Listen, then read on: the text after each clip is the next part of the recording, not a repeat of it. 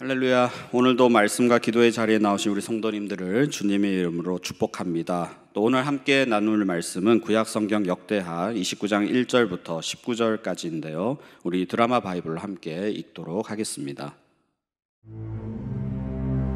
히스기야가 왕위에 오를 때 나이가 25세라. 예루살렘에서 29년 동안 다스리니라. 그의 어머니의 이름은 아비아여 스가랴의 딸이더라. 히스기야가 그의 조상 다윗의 모든 행실과 같이 여호와 보시기에 정직하게 행하여 첫째 해 첫째 달에 여호와의 전 문들을 열고 수리하고 제사장들과 레위 사람들을 동쪽 광장에 모으고 그들에게 이르되, 레위 사람들아, 내 말을 들으라. 이제 너희는 성결하게 하고 또 너희 조상들의 하나님 여호와의 전을 성결하게 하여 그 더러운 것을 성소에서 없애라. 우리 조상들이 범죄하여 우리 하나님 여호와 보시기에 악을 행하여 하나님을 버리고 얼굴을 돌려 여호와의 성소를 등지고 또 낭실문을 닫으며 등불을 끄고 성소에서 분향하지 아니하며 이스라엘의 하나님께 번제를 드리지 아니하므로 여호와께서 유다와 예루살렘에 진노하시고 내버리사 두려움과 놀람과 비웃음거리가 되게 하신 것을 너희가 똑똑히 보는 바라. 이로 말미암아 우리의 조상들이 칼에 엎드려지며 우리의 자녀와 아내들이 사로잡혔느니라. 이제 이스라엘의 하나님 여호와와 더불어 언약을 세워 그 맹렬한 노를 우리에게서 떠나게 할 마음이 내게 있노니 내 아들들아, 이제는 게으르지 말라. 여호와께서 이미 너희를 택하사 그 앞에 서서 수종들어 그를 섬기며 분향하게 하셨느니라. 이에 레위 사람들이 일어나니 곧 그핫의 자손 중 아마세의 아들 마핫과 아사랴의 아들 요엘과 므라리의 자손 중 압디의 아들 기스와 여할렐렐의 아들 아사랴와 게르손 사람 중 심마의 아들 요아와 요아의 아들 에덴과 엘리사반의 자손 중 시므리와 여우엘과 아삽의 자손 중 스가랴와 마따니아와 헤만의 자손 중 여후엘과 시므이와 여두둔의 자손 중 스마야와 우시엘이라. 그들이 그들의 형제들을 모아 성결하게 하고 들어가서 왕이 여호와의 말씀대로 명령한 것을 따라 여호와의 전을 깨끗하게 할세. 제사장들도 여호와의 전 안에 들어가서 깨끗하게 하여 여호와의 전에 있는 모든 더러운 것을 끌어내어 여호와의 전 뜰의 이름에 레위 사람들이 받아 바깥 기드론 시내로 가져갔더라. 첫째 달 소하루에 성결하게 하기를 시작하여 그달 초 8일에 여호와의 낭실에 이르고 또 8일 동안 여호와의 전을 성결하게 하여 첫째 달 16일에 이르러 마치고 안으로 들어가서 히스기야 왕을 보고 이르되, 우리가 여호와의 온 전과 번제단과 그 모든 그릇들과 떡을 진설하는 상과 그 모든 그릇들을 깨끗하게 하였고 또 아하스 왕이 왕위에 있어 범죄할 때에 버린 모든 그릇들도 우리가 정돈하고 성결하게 하여 여호와의 제단 앞에 두었나이다. 히스기야 왕은 다윗과 솔로몬 이후 가장 성공적으로 통치한 왕으로 평가받습니다. 그래서 2절에 보시면 히스기야가 그의 조상 다윗의 모든 행실과 같이 여호와 보시기에 정직하게 행하여 이렇게 되어 있죠. 히스기야에 대한 하나님의 평가는 뭐냐? 다윗의 모든 행실과 같았다라는 것입니다. 다윗은 한평생 하나님만을 섬기고 최고의 자리, 최고 권력의 위치에 있었지만 언제나 여호와의 뜻을 순종하며 그 뜻을 따르기 위해 겸손히 자기 자신을 낮추던 신실한 사람이었습니다. 그리했던 다윗과 같은 인물이 바로 누구다? 히스기야다. 성경 기자의 평가이자 하나님의 평가라는 것이죠. 히스기야가 왕으로 즉위했을 때에 남유다 상황은 최악이었습니다. 어제 본문에서 우리가 살펴봤듯이 자신의 부친인 아하스, 자기 아버지이자 선대 왕이었죠. 그 아하스가 어떤 인물입니까? 철저하게 하나님 보시기에 악한 왕이었습니다. 16년 동안 성전을 폐쇄했고요. 하나님께 예배하기 위한 모든 집기들을 다 갖다 부시고 버리고 이방 우상들에게 갖다 바쳐버리고, 그리고 심지어 이방 우상 종교의 전통을 따라서 자기 아들을 불 가운데 지나가게 하는 아주 잔인한 일을 행했고, 주위에 좋다라는 신이란 신은 다 갖다 모아가지고 짬뽕 해가지고 우상백화점 만들어버리고, 급기야 이스라엘이 하나님께 예배드리는 중심지 그 성전의 문을 폐쇄해버리는, 종교 예배를 탄압하는, 핍박하는, 그래서 하나님 보시기에 철저하게 악한 왕이 바로 다름 아닌 히스기야의 아버지 아하스였다라는 것입니다. 10년이면 강산이 변한다고 하는데 장장 16년 동안이나, 그것도 한 나라의 최고 권력자가 주도해서 배교의 길, 우상 숭배의 길을 걸어갔다면 사실상 그 나라는 영적으로 철저하게 타락했다, 그야말로 영적 상태는 최악이었다, 이렇게 평가할 수 있습니다. 아하스는 한마디로 최선을 다해 불순종했던 왕이요, 어떠한 환경과 문제에도 흔들리지 않고 초지일관된 모습으로 철저하게 하나님께 반역했던 왕이요, 불타는 불신앙으로 일관한 악한 왕이었습니다. 이런 상황에서 히스기야가 왕위를 아들로서 계승하게 된 거예요. 우리가 구약 성경을 읽어갈 때에 항상 잊지 말아야 할 관점이 있습니다. 언약이라는 관점이거든요. 영어로는 커버넌트라 그러죠. 언약 개념을 항상 염두에 두셔야 됩니다. 간단합니다. 하나님과 이스라엘 백성 사이에는 뭐가 있어요? 언약이 있다. 언약 관계에 있다.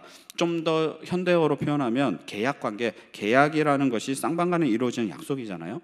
하나님과 이스라엘 백성은 그런 계약 관계 속에 있었다. 이 관점이 매우 중요해요. 그 언약 내용, 계약 내용이 무엇입니까? 나는 너희의 하나님이 되고 너희는 뭐예요? 내 백성이 될지라, 이것이죠. 그래서 if와 if not, 만약 너희가 나의 말을 듣고 순종하면 너희에게 복을 줄 것이요, 만약 그렇지 아니하면 벌을 내릴 것이다. 이 관계 속에 있는 것, 이것이 하나님과 이스라엘 백성의 관계였다. 이런 큰 그림을 항상 염두에 두시고 구약 성경을 보시면 좀 더 풍성한 의미를 우리가 찾을 수 있습니다. 그런데 이러한 언약이, 계약이 누구에 의해서 깨지게 됩니까? 누구에 의해서 파기돼요? 이스라엘에 의해서. 하나님의 말씀에 순종하지 아니하고 자기 마음대로 멋대로 살아버리는 이스라엘, 불순종의 대표적인 아이콘이 바로 우상 숭배죠. 나 외엔 다른 신을 두지 말라, 나는 질투하는 여호와다, 이런 말씀이 있으셨지만 이스라엘 백성들은 틈만 나면 우상 숭배를 통해서 하나님의 자존심을 다 긁어놨습니다. 그 결과 하나님은 진노하시고, 어제 아하스 왕을 통해서 하나님 뭐 하셨어요? 진노하시고, 오늘 본문 8절 9절에 보시면 하나님으로부터 버림받아 비웃음거리가 되고 선조들이 칼에 엎드려지며 칼에 찔려 죽었다, 비참한 죽음을 맞이했다, 그 이야기라는 거예요.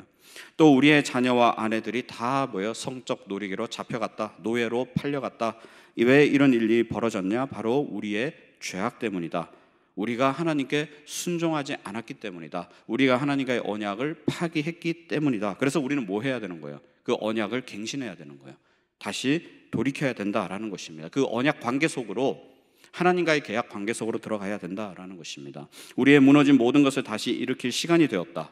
개혁을 선포해 버립니다. 종교 개혁을 천명하게 됩니다. 누가요? 오늘 본문에 나오는 히스기야가. 히스기야는 영적인 개혁을 단행하면서 그의 아버지와는 철저하게 다른 길을 걷고자 했습니다. 이것이 바로 히스기야가 일으킨 부흥의 비결입니다.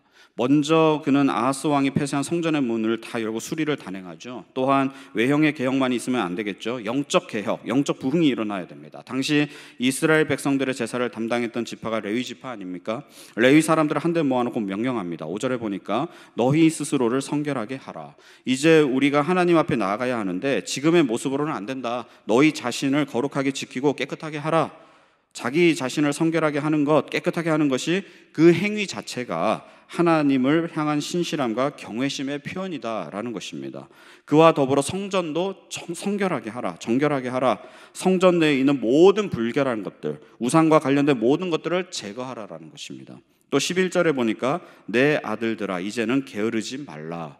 원문을 좀 더 정확하게 직역하면 너희들을 스스로 속이지 말라는 것입니다. 하나님을 최선을 다해 섬겨야 하는 지파, 그런 일을 감당하는 사람들이다라는 것을 뻔히 알면서도 그리 행하지 않는 것, 그것은 너희들의 태만 아니냐, 스스로 속이지 말라는 것이죠. 알면서도 그렇게 하지 않는 것, 스스로 속이는 행동이라는 것입니다. 앞서 5절에서 스스로를 성결하게 하라와 일맥상통하는 내용이에요. 이러한 영적 개혁, 성전 개혁, 예배 개혁을 통해서 히스기야가 이루고자 하는 목표가 무엇입니까? 10절입니다. 이제 이스라엘의 하나님 여호와와 더불어 언약을 세워 그 맹렬한 노를 우리에게서 떠나게 할 마음이 내게 있노니. 지금 히스기야 마음 가운데 불붙듯이 일어나는 그 마음, 그 열정이 뭐예요? 하나님과의 관계 회복입니다. 그래서 10절 다시 보시면 여호와와 더불어 이렇게 나오죠. 여호와와 함께. 영어 성경에 보니까 with the Lord, with God. 우리가 언제까지 이렇게 비참하게 살아야 되느냐? 언제까지 이렇게 패잔병의 모습으로 살아야 하느냐? 이제 일어서자. 그러기 위해서 우리는 하나님과의 관계가 회복되어야 된다. 그 언약 관계가 다시 회복되어야 한다. 하나님과 깨졌던 계약, 우리가 일방적으로 파괴해버린 그 계약이 다시 성립되어야 한다. 그 마음이 내 마음 가운데 불붙듯이 일어난다. 일어나자. 다시 여호와와 더불어 언약을 세우자. 그 언약을 확고히 하자. 이것이 히스기야의 마음이었다라는 것이에요. 이것을 위해서 사실 정치적 무리수를 둔 거죠. 히스기야가 단행한 이 개혁, 사실 말처럼 쉬운 게 아니거든요. 히스기야가 왕이니까 뭐 명령만 내렸으면 되었을 것이다, 이렇게 쉽게 단정할 부분은 아닙니다. 앞서 말씀드렸듯이 히스기야는 철저하게 불신앙의 환경에서 자랐어요. 그는 신앙 안에서 양육된 적이 한 번도 없습니다. 철저하게 아버지의 불신앙을 어려서부터 보면서 배우고 자란 인물이에요. 불신자의 가정에서 자란 사람이라는 것입니다. 적대적인 신앙의 환경에서 자란 사람입니다. 불신앙, 이 세 글자가 바로 히스기야의 히스토리예요. 그의 개인의 히스토리입니다. 그런 히스기야가 이런 개혁을 단행했다라는 그 사실은 지금 자신의 과거를 뭐 하겠다라는 거예요? 부정하겠다라는 거예요. 심지어 자신의 육신의 아버지도 부정하겠다라는 거예요. 아비의 명령에서 벗어나겠다라는 것입니다. 아비의 사악함을 씻어버리겠다라는 발버둥이라는 거예요. 한 개인으로서는 이런 결정을 내리는 거 결코 쉽지 않습니다. 옆에 동역자라도 한 명 있으면 좋으련만 그런 사람 만무합니다. 철저하게 외로운 길을 걸어가야 했습니다. 그러나 아무리 힘들고 외로운 길이라 할지라도 자신은 뭐 하겠다고요? 그 길을 묵묵히 걸어가겠다라는 거예요. 역사를 돌아보면 하나님의 일하시는 방식은 항상 동일한 것 같습니다. 하나님은 역사적으로 어떤 사람을 쓰시는가? 이 질문에 대한 대답은 악한 세대를 본받기 거부하는 사람을 들어 쓰신다. 이것이 정확한 표현인 것 같아요. 성경에 나오는 요셉, 다니엘 뭐 이런 인물들도 보십시오. 철저하게 그 세대를 본받기를 거부했습니다. 비록 목숨을 잃을 수 있는 상황이었지만 악한 것을 거부한 인생들이었습니다. 로마서 12장 2절에도 나오지 않습니까? 너희는 이 세대를 본받지 말고. 히스기야가 쓰임받은 이유는 무엇입니까? 그는 거룩한 거부를 할 줄 아는 사람이었어요. Divine No. 거룩한 거부를 할 줄 아는 사람. 거룩한 거부를 할 줄 아는 사람이었기 때문에 하나님은 그 한 사람 히스기야를 통해서 완전히 무너져 희망조차 남아있지 않는 듯한 이 남유다의 새로운 부흥을 허락하셨던 것입니다. 우리가 요즘 새벽마다 역대기의 말씀을 접하게 되는데요, 이 역대기에 총 13번에 걸쳐서 나오는 말이 있어요. 그리고 성경 전체를 통해서 100번 이상 나오는 하나님의 외침이 있습니다. 바로 너희 열조를 본받지 말라라는 말씀이에요. 비록 조상이 신앙을 가졌다 할지라도 말씀대로 순종하지 않는다면 우리는 단연코 그 삶을 거부해야 됩니다. 비록 믿음의 선배라 할지라도 기도하지 않는 모습을 보일 때는 그를 청종해서는 안 됩니다. 비록 오래되었고 믿음도 오래되었고 교회도 오래 다녔어도 심지어 저와 같은 목회자라 할지라도 여전히 우상의 끈을 버리지 못한다면 우리는 그 삶에 동의해서는 안 됩니다. 우리에게는 거룩한 반항이 필요한 것이죠. 우리 한국 교회에는 아주 소중한 유산이 있습니다. 1903년 원산 대부흥, 1907년 평양 대부흥. 이런 대부흥이 언제 일어났어요? 우리나라가 가장 어려웠던 시기에 일본에게 외교권이 넘어가고 군대가 해산되고 평양 대부흥이 일어난 후 3년 후에 이 경술국치라 그래서 일본에게 결국 주권을 빼앗기고 36년간 기나긴 터널을 지나야 하지 않았습니까? 그때 한국 교회는 일어나기 시작했습니다. 이 땅 가운데 부흥이 일어나기 시작했습니다. 그 원동력이 무엇입니까? 이 부흥의 원동력 바로 본질로 돌아가는 것이었습니다. 말씀으로 돌아가고 성경으로 돌아가고, 그래서 대대적인 회개가 일어나고 오늘 본문에서처럼 자신을 말씀에 비추어 보면서 성결하게 하고 거룩하게 하고, 그러면서 큰 부흥이 일어나지 않았습니까? 그때의 여운이 사경회, 이런 말 많이 쓰죠. 사경회, 조사할 사, 말씀 경, 성경을 깊이 알아가는 모임들이 곳곳에서 일어나고 말씀으로 돌아가는 운동. 그래서 스스로를 성결하게 하고 이 선한 영향력을 밖으로 뻗어나가기 시작하지 않았습니까? 그래서 사경회를 통해서 하늘의 능력을 경험하고 그 기쁨을 주체하지 못해서 밖으로 뛰어나가게 되고, 그게 축호전도, 노방전도의 시발점이 되었습니다.